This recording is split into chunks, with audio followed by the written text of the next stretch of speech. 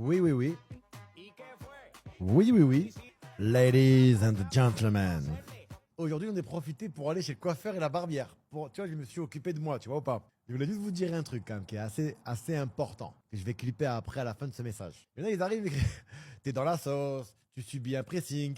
Alors, comment vous dire? D'une part, j'en ai rien à foutre, c'est vrai. Deuxièmement, quand vous parlez de pressing, je sais pas pourquoi, automatiquement, je pense au pressing que j'ai subi avec le Barça, contre le Barça, où à l'époque, il y avait, si ma mémoire est bonne, il y avait Iniesta, il y avait Xavi, il y avait Busquets, il y avait Messi, il y avait Pedro, je crois qu'il y avait Fabregas. Enfin bref, il y avait Puyol. Il était pas mal ce pressing. En vrai, il était mieux que celui d'aujourd'hui. Mais attention au pressing du Bayern de Munich, les gars. Attention. Que dire sur cette journée de bad buzz ou de good, the good buzz, the good buzz, guys, the good buzz. Comment vous dire? J'ai pas à me justifier.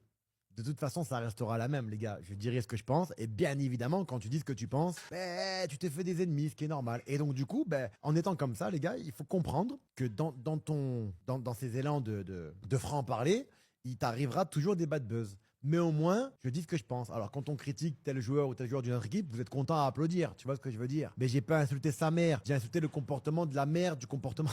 J'ai insulté la mère du comportement. Tu vois, jamais de la vie, je me permettrais d'insulter sa mère à ce gamin. Tu comprends ou pas? Et même quand j'insulte des mères en général, j'insulte pas les mères, c'est une métaphore. Arrêtez de faire les hmarks. C'est juste pour que vous compreniez les choses, les gars. Ok? C'est juste que pour ceux qui me suivent depuis longtemps sur mes lives, qui est pour moi l'un des meilleurs lives en France des anciens sportifs, on va pas se mentir. C'est rare de voir des anciens sportifs sur Twitch et de dire ce qu'ils pensent. Alors bien évidemment, je suis bien évidemment le numéro 1. On va pas se mentir. C'est pas de la prétention, les gars. C'est pas de la prétention. C'est du réalisme. Ne confondez pas la prétention et le réalisme. Je dis ce que je pense. Et ensuite, tu as quelques merdes, comme je dis très souvent, je donne souvent du caviar à des gros porcs, certains médias, certains journalistes, pseudo-journalistes, qui viennent, qui récupèrent 10-15 secondes et qui les mettent sur les réseaux parce que ce sont des putes à clics. Et après, ils sont félicités, on leur donne un petit sucre là-bas, leur chef là où ils travaillent, là, les médias et compagnie, tu vois. Ils bougent la queue comme des petites chouins. En vrai, c'est ça, tu vois ou pas? Mais par contre, à aucun moment, ils ont sorti des articles et des grands titres quand on était en train d'applaudir Lamine Yamal pour tous ses exploits. Hein, le jour où j'ai dit que Lamine Yamal c'était extraordinaire, que c'était un phénomène et compagnie, au tout début, quand ça a commencé, hein, quand on me disait mais t'abuses, ça va, t'abuses pas,